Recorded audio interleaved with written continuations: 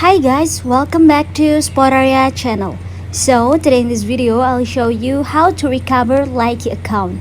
But before you continue this video, I hope you like, comment and subscribe to support the channel, and don't forget to hit the notifications bell.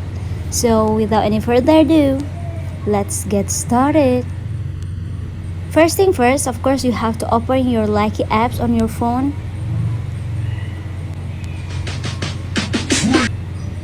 And now next, go to me icon here.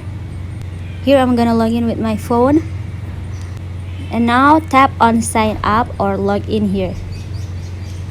Next, enter the last password which you remember and try sign in. Tap on login here.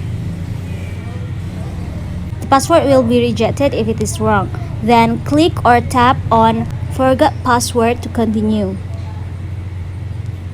And now you just have to tap send code and you will receive verification code. After you enter it, now you just have to enter your new password here. And now tap done if you think it's enough. And yeah, now your account is already back. So guys, just it from me. Thanks for watching this video. I hope this video will helpful. Don't forget to leave your comment in the column below. I'll see you soon on the next one and good luck.